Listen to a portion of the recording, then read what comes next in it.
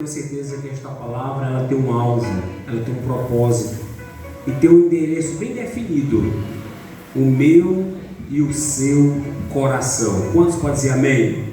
Amém. Abra sua Bíblia, livro de Juízes, e eu quero concordar com os irmãos que estarei fazendo a leitura e já vou estar fazendo a dissertação e aplicando a palavra de Deus nessa noite com meus irmãos. Então os irmãos permaneçam com Bíblias abertas no livro de Juízes, capítulo de número 14. Juízes, capítulo de número 14, palavra de Deus. Queremos agradecer a todas as pessoas que nos acompanham, que nos assistem pelo YouTube, que nos acompanham nas reflexões, nas palavras, a igreja e os irmãos. Nós estamos aqui pela bondade de Deus, levando uma mensagem de esperança. E nesta noite, ela é uma palavra, eu diria, como diz o apóstolo Paulo: em parte conhecemos e em parte profetizamos. Nós vamos fazer uma avaliação de um episódio, de um personagem bíblico, e dentro dessa avaliação nós teremos que tirar uma lição para nós. Tirarmos uma lição para nós. E como eu venho trazendo uma série de mensagens sobre a importância, eu quero falar sobre a importância de sermos fortes espiritualmente. Amém, irmãos? Repita comigo: sermos fortes espiritualmente. A importância de sermos fortes espiritualmente é uma necessidade dos tempos que vivemos. Precisamos estarmos fortes. Ser forte é estar em pé, é estar na guerra. Ser forte é estar decidido. Ser forte é estar vencendo. Ser forte é não voltar atrás, não recuar na fé. Ser forte é mantermos a chama do Evangelho, do amor, da esperança em Deus acesa. Ser forte é lutar pela vida, lutar pelo ideal de Deus para conosco. Deus tem um propósito para cada um de nós, por isso devemos ser fortes. E a importância de sermos fortes espiritualmente e não só fisicamente, como muitos se preparam de serem fortes fisicamente. Psicologicamente são fortes, fisicamente são fortes, financeiramente são fortes, e por aí vai um tanto de fortaleza. Mas vamos nos alegrar no Senhor. Nós não vamos nos alegrar na riqueza, nós não vamos nos alegrar no conhecimento que se passa, nós não vamos nos gloriar em nada, mas nós vamos nos alegrar no Senhor, que Ele é a nossa força, Ele é a nossa riqueza maior, é o nosso bem maior. Os irmãos encontraram, amém? Palavra de Deus, Bíblia Sagrada, livro de Juízes, capítulo de número 14. Como bem disse, parem e pensem para entender esta palavra. Esta palavra é uma palavra voltada de ensino para a igreja, para você que me ouve, para você que nos assiste. Diz assim a palavra de Deus: desceu Sansão a Timina, e vendo em Timina uma mulher das filhas dos filisteus, subiu e declarou a seu pai e a sua mãe, e disse: vi uma mulher em Timina das filhas dos filisteus, agora pois tomai por mulher. Palavra de Deus, Bíblia Sagrada. Nesses primeiros 2 versículos que nós fizemos a leitura, o personagem é Sansão. Quem era Sansão? Sansão, um nazireu de Deus. Seus irmãos não conhecem o que é o nazireu de Deus, o que seria um homem já desde o seu nascimento separado para o propósito de Deus. Procura entender o que era um nazireu. Então Sansão, um nazireu, o nazireu de uma experiência pequena, porque ele foi escolhido ainda no ventre, foi direcionado por Deus com um propósito. Ele como nazireu estava nascendo, vindo ao mundo com um propósito de realizar um grande trabalho para o Senhor nosso Deus, o Deus de Israel. Então ele como nazireu, havia algumas obrigações fundamentais para o nazireu. Quem era o nazireu, ou alguém consagrado ao Senhor para um propósito que Deus o tinha, ele teria que se evitar de no mínimo 3 pontos importantes para se pontuar aqui. Ele não poderia ser dado ao vinho, ele não poderia ser beberrão, ele não poderia tocar em coisa imunda, seja ser vivo ou pessoas como os animais. Não poderia comer animal, alguma coisa, tocar em pessoas mortas, era considerado imundície, imundo. Ele não, como nazireu, ele não poderia tocar, ter contato com coisas imundas, e ele não poderia cortar os seus cabelos deveriam crescer naturalmente, e aquilo era um sinal do seu chamado, do seu propósito como nazireu. Então ele estava debaixo dessa rege, debaixo dessa orientação. E Sansão, ele logo dando uma volta em região ali, ele encontra uma mulher, ele percebe uma mulher, uma região próxima onde ele estava, porque os filisteus, eles eram inimigos ferrenhos, eles se declararam inimigos do povo de Israel. E Sansão começou então a andar próximo das regiões. Nesse momento, aquele jovem, ele tem uma percepção, ele percebe uma menina, uma jovem, uma mulher da linhagem dos filisteus. Diz o texto, versículo 1: desceu Sansão a Timna, ou Timná, e percebe uma mulher das filhas dos filisteus. Observe que vendo Sansão, uma mulher, logo você percebe que Sansão é despertado pelo que estava vendo. Ele vê e ele é despertado por isso. Isso é um princípio. Há um versículo na Bíblia que o que o olho não vê, o coração não deseja. Há uma referência nesse sentido. E a Bíblia diz que Eva, vendo o fruto do conhecimento do bem e do mal, ela viu e viu como algo agradável. Então ela também foi despertada pela essa capacidade desse sentido da visão, de poder ver. E diria a todos que aqui estão presentes, muitas coisas que nós conseguimos fazer uma leitura, conseguimos ter uma visão da realidade, se dá muito pelo que nós estamos vendo.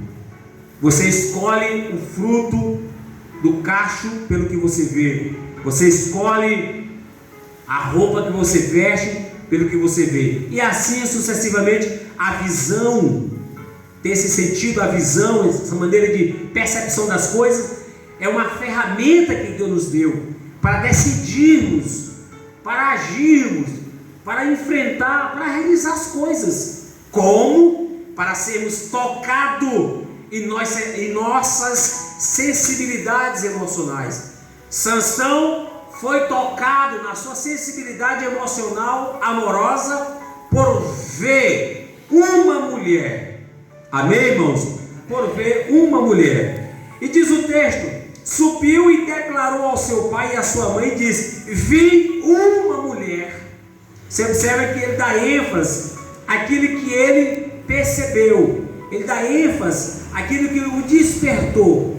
E era de tradição os pais localizarem, arranjarem, por bem dizer assim, procurar uma esposa ao filho. Era de costume os pais direcionar o filho à esposa, dizer: olha, você vai casar com essa menina, porque essa aqui é importante, essa menina aqui dá certo, a nossa visão, a nossa leitura, o nosso entendimento diz que ela é de uma família boa, de uma família moralista, de uma família trabalhadora. Então essa jovem será sua esposa. Nós vamos endereçar esse casamento. Os pais da esposa vão falar: olha, tem um jovem de uma família tal, trabalhador, moralista, honesto, e nós entendemos que você deva casar com ele, porque vai ser muito importante. Então os pais, eles direcionavam os casamentos, mas os noivos, ou o namorado, ou a namorada, não deixavam de influenciar o que eles queriam. Então Sansão aqui, ele influencia ele aponta o desejo do seu coração, uma vez que ele foi despertado pela visão. Ele aponta, ele direciona os seus pais. Então ele disse: olha, subi a meus pais e declarei: meu pai, eu vi uma mulher íntima das filhas dos filisteus, agora pois tomai-a por mulher. Sansão pede que os seus pais direcionem esse negócio, esse relacionamento. E os seus pais então manifestam. Qual foi a fala, a manifestação dos pais de Sansão? Porém seu pai e sua mãe disseram: não há porventura mulher entre as filhas dos teus irmãos, nele todo o meu povo, ou todo o meu povo, para que tu vás tomar uma mulher dos filisteus, daqueles incircuncisos? E disse Sansão a seu pai: tomai-me esta, porque ela agrada aos meus olhos. Os pais de Sansão tentam mostrar para Sansão que a escolha de Sansão é uma escolha de risco, porque ele estava escolhendo uma pessoa que não era da mesma tribo, que não servia ao mesmo Deus, o Senhor Jeová, ao Yahvé, ao Senhor dos exércitos, ao Deus forte. E ele diz: olha, nós temos muita gente da família, da etnia, da tribo, da clã, por que então escolher esta mulher? E Sansão dá sinal do seu sentimento. Ele começa a apontar a fraqueza da força física. Eu disse para os irmãos a importância de nós sermos fortes espirituais. E aqui nós começamos a perceber aonde estava a força de Sansão e aonde ele estava sendo vencido na sua força, na fraqueza física, por falta de uma percepção espiritual. A palavra de Deus diz: se os teus olhos vão bem, todo o teu corpo vai bem, disse o Senhor Jesus. Mas se os teus olhos vão mal, todo o teu corpo vai mal. O Senhor Jesus disse isso, porque os olhos são a candeia da alma, é a candeia do corpo. Na oração do salmista, ele diz: Senhor, desvenda os meus olhos para que eu veja as maravilhas da tua lei. Geazi, o moço do profeta do Antigo Testamento, que me foge agora, ele não tinha uma percepção, não estava vendo. Ele disse: olha como é grande o exército, como é grande em número os soldados que vêm contra nós. Mas o homem de Deus, o profeta, orou a Deus: Deus, desvenda os olhos desse moço para que ele veja. E quando ele teve uma visão espiritual, ele viu cavaleiros, um grande exército do Senhor. Ele disse: maior que está conosco, eu vejo um grande exército ao nosso favor. Seus olhos foram abertos, foi percebido.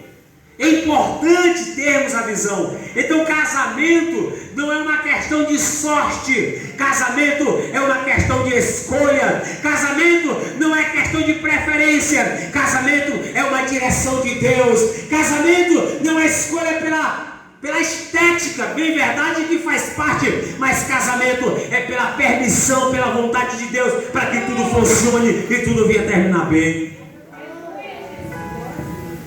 E os pais dele disseram: não, meu filho, não faça isso. E mostrou. Ele disse: não, os meus olhos agradam desta mulher. Mas seu pai e sua mãe não sabiam o que? Isto vinha do Senhor. Porque Deus permite, mesmo não sendo a vontade dele, mas ele permite algumas coisas. Que algumas coisas aconteçam, porque através desses acontecimentos nós vamos estar chegando próximo ao propósito de Deus. Então por isso nós devemos fazer como disse Paulo: em tudo dê graça. Dê graça porque você se atrasou e não pegou o ônibus.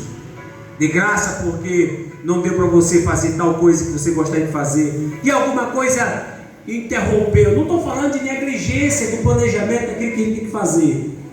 Uma coisa é você se esforçar por 1, 2, 3, 4, 5 vezes e não conseguir realizar porque nada deu certo, nada te proporcionou condições de fazer. Então você tem que parar e pensar: eu te agradeço, meu Deus, porque não deu certo, é permissão do Senhor.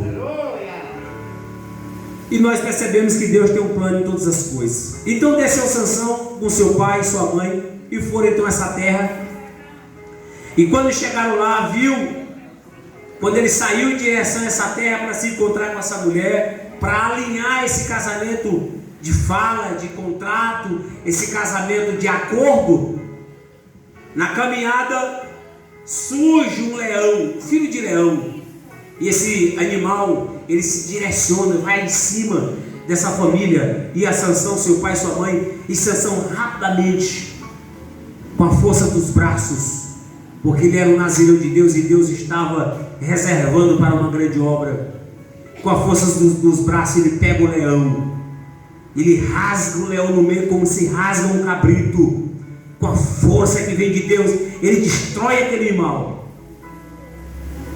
de uma velocidade, de uma grandeza, e aqui se manifestou a força física, a força do homem, o vigor, uma força descomunal, uma força acima da média, uma força poderosa. Então ele rasga aquele animal e segue viagem.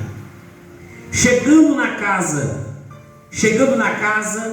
lá onde estava esse pessoal, essa mulher, e estava mais pessoas. O versículo de número 8 diz: e depois de alguns dias voltou ele para tomar, que era vir novamente a cada mulher para fazer esse acordo.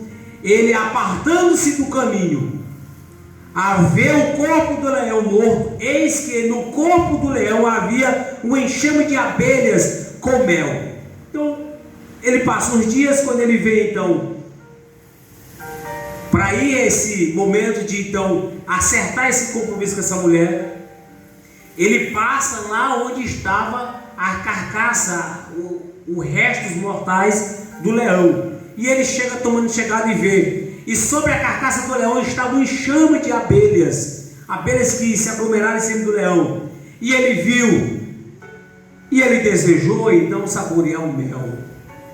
E Sansão, ele quebra aqui um princípio do nazireu dele, porque ele não poderia tocar em nada imundo.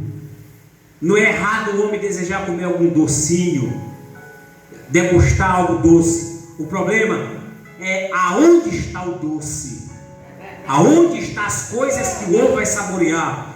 A gente tem que fazer uma leitura de aonde vamos nos alimentar, de que vamos nos alimentar, de que fonte nós estamos nos alimentando. E agora ele vai, vence as abelhas por certo, e da carcaça, das costelas, daquele resto mortais do leão, ele saboreia o mel. E então ele vem à casa, chega lá, ele ajunta 30 homens, seriam os amigos do noivo, os companheiros, e ele resolve entrar em uma vinha. Ele aqui quebra o segundo princípio do nazireu. Ele vai a uma vinha, e certamente uma festa judaica, uma festa daqueles tempos, daquelas tradições, que eram 7 dias de festa, um período longo de festividade, de festejar. Tinha muita bebida, muito vinho, e então ele se deleitou ao vinho, e ali ele estava curtindo com seus amigos, e então ele resolveu lançar um enigma para os seus amigos, que era do que do forte tirou a força e tirou a sua doçura. Há um enigma aqui do texto sagrado, ele vai apontar algo que aquele que seria o forte, ele foi vencido, e de si foi tirar a doçura, que seria o mel. Ele lança um enigma para aqueles homens, e diz que daria vestes para aqueles homens que identificassem esse enigma, que conseguisse entender o enigma que ele estava repassando. E todos aqueles jovens, amigos do noivo, começaram então a buscar uma solução, e ele não conseguiu. Logo então Sansão se atém com aquela mulher, e esta mulher então começa a se relacionar com ele, e ela era amiga dos filisteus, aqueles amigos de Sansão, que seriam um amigo entre aspas, porque no campo de amizade hoje, irmão, você tem que selecionar. No campo da amizade, você tem que ser seletivo com quem você vai compartilhar seus sonhos, com quem você vai compartilhar os seus momentos de crises. Fiquei muito feliz com a notícia do jornal, uma pesquisa britânica, se me foge de memória, diz que quem tem amigo tem mais saúde. Você ter amigo, e se foi de infância, ajuda na saúde, superar traumas, superar problemas psicológicos, enfim, é bom ter amizade. Mas na velocidade da maldade dos dias de hoje, é importante que sejamos seletivos com quem nós estamos escolhendo para sermos amigos. E agora Sansão joga esse enigma, aquele enigma que começa a perturbar os seus amigos, e todos eles é como se você recebeu ternos, vestes importantes. 30 vestes foi a proposta de Sansão para quem entendesse o enigma, que foi exatamente aquele momento que ele tirou da força do leão o mel, a doçura. E eles viram que não estava chegando, não estava tendo entendimento. E então aquela mulher que foi escolhida como companheira para aquele momento, Sansão então compartilha, por muita insistência dessa mulher. Ela chegou a dizer a Sansão: tu não me amas, porque se tu me amasse, tu me contaria, tu me diria o enigma. E por muito ela insistir, é como diz o texto: água mole e pedra dura, tanto bate até que fura. A escolha de Sansão foi por uma mulher que não tinha vínculos com Deus. Ele olhou a mulher não nos aspectos espirituais, nos aspectos de uma mulher de um princípio, mas ele foi pela soberba, pelo desejo, pela sua desenfreada vontade de realizações. E esta mulher não tinha vínculo, ela não tinha postura para esse momento, não estava nas condições.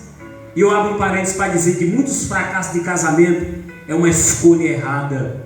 Você pode ter escolhido uma pessoa errada, porque você não escolheu pela vontade de Deus, você escolheu pela carnalidade, pelos sonhos de realizar desejos ardentes. Não é que o homem ou a mulher não tenha a maturidade de viver dentro da sua realidade de realizações, o seu momento. Não, Deus se alegra com isso. Mas a forma em que Sansão escolheu, ele escolheu uma inimiga para ser sua esposa. Inimiga no aspecto de uma pessoa que, se ele ia para a igreja, ele ia para a festa, se ele ia orar, ele ia embriagar-se, se ele ia se buscar postura ética e moral, ele ia se expor. Como daria certo isso? Uma escolha errada. E aí ela, por muito insistir, Sansão abre o coração e diz o que foi que aconteceu. Imediato ela conta para os seus amigos, ela conta para os homens o que é exatamente o enigma. E quando ela conta essa realidade, logo os seus amigos se aproximam e dizem: Sansão, nós entendemos o enigma. O forte é o leão, a doçura é o mel. E logo no começo de casamento, Sansão diz: mas vocês planteiam com uma novilha?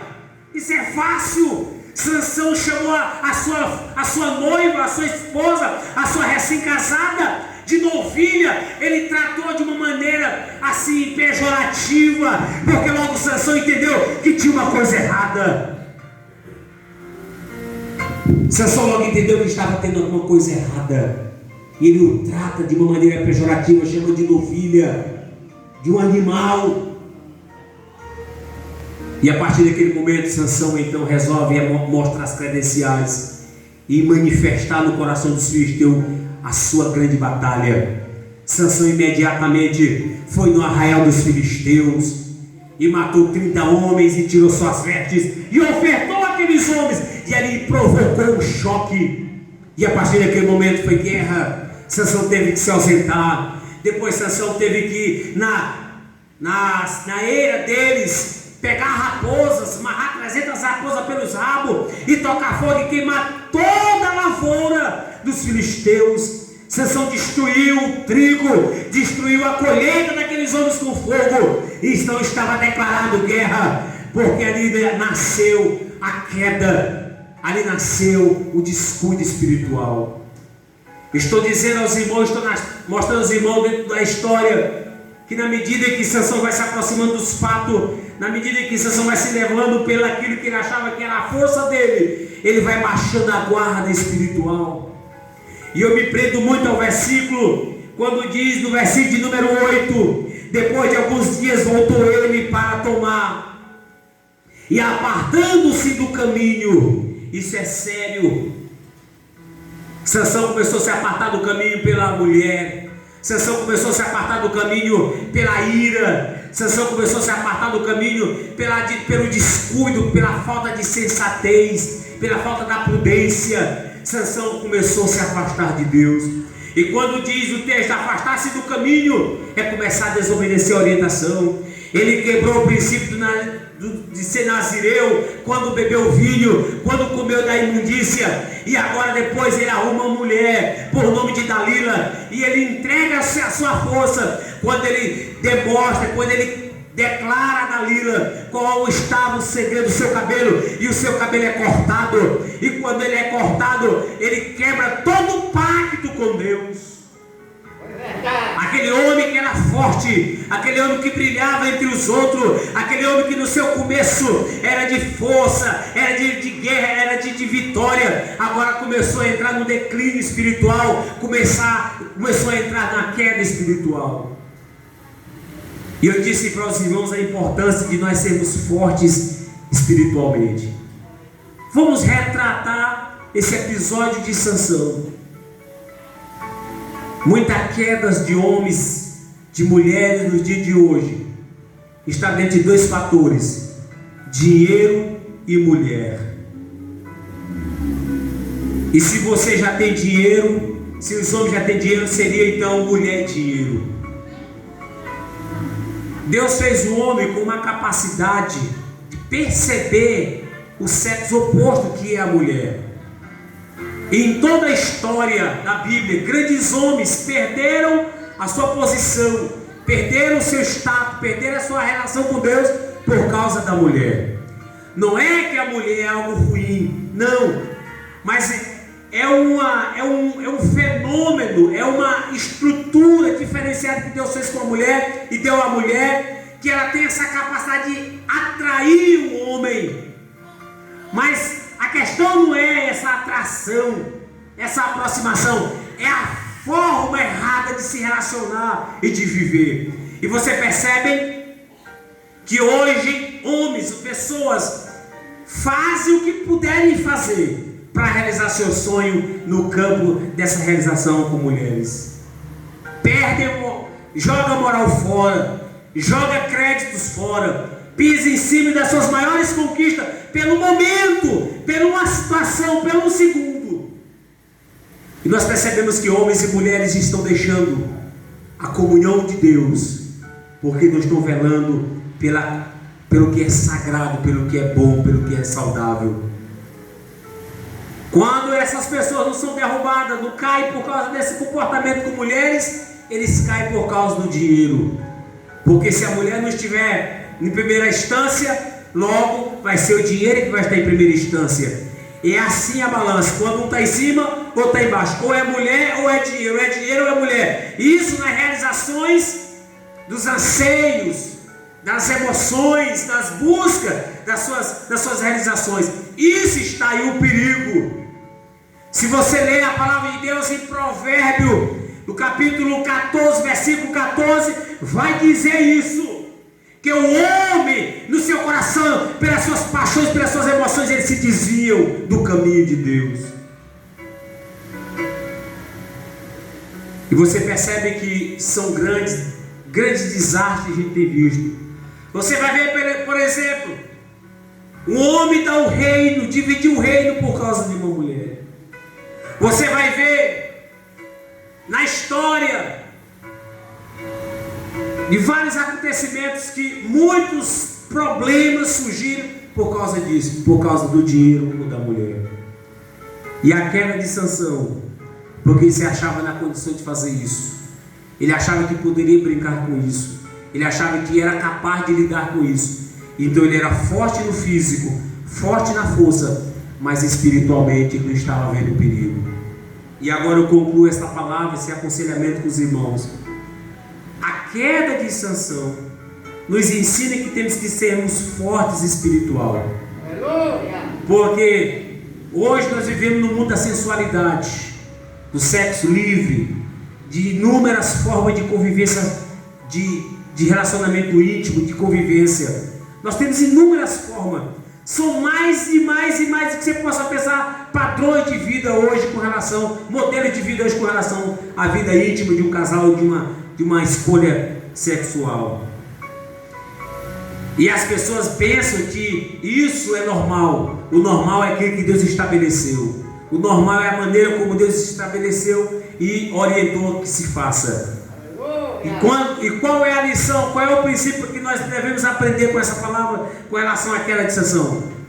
Se alimente espiritualmente para vencer a carne. Sansão deu lugar à carne e o espiritual foi desfalecido. Eu li uma história que um homem ele botava 2 cachorros para brigar na praça. E ele fazia apostas nesses cachorros. Ele tinha 2 animais, um branco e um preto. E ele apostava. Se ele apostasse no cachorro branco, naquela semana aquele cachorro vencia aquele preto. Na outra semana, se ele apostasse naquele cachorro preto, ele vencia o branco. E assim, todas as vezes que ele apostava no cachorro, aquele cachorro vencia a guerra. Então alguém curiosamente pergunta para ele: por quê que o cachorro que você aposta é o cachorro que vence? Se todos são iguais, se todos são do mesmo tamanho, se todos são da mesma raça, se todos têm o mesmo porte, se todos são grandes, são poderosos na peleja, na batalha. Ele diz o seguinte: na semana que eu vou apostar, por exemplo, no cachorro preto, eu alimento mais ele, eu dou mais carne para ele, eu dou mais proteína para ele, enquanto aquele que não vou apostar nele, eu dou só o básico, só para ele se manter, só para ele se manter vivo. E na luta, na peleja, ele está mais fraco porque ele comeu pouco, mas aquele que eu alimentei mais, ele está mais forte. E esse é o segredo de um cachorro vencer outro. Se nós alimentarmos mais a carne vai então se apropriar das emoções, dos desejos, das realizações e vai abater o espírito, vai vencer o espírito. Mas se nós alimentarmos o espírito, nós vamos nos encher de fé, de obediência, de confiança, de coragem em Deus, de disposição com Deus, e nós vamos vencer a carne. E assim é uma batalha. Paulo diz: há uma constante guerra, há uma constante luta entre a carne e o espírito. Aí eu pergunto para você: por que há essa luta entre a carne e o espírito? É porque entre a carne e o espírito, o que está em jogo é a alma. Se a carne vencer o espírito, a alma vai estar fadada ao sofrimento eterno. Mas se o espírito vencer a carne, a alma vai pertencer ao espírito, e com o espírito é espírito e vida, diz o apóstolo Paulo.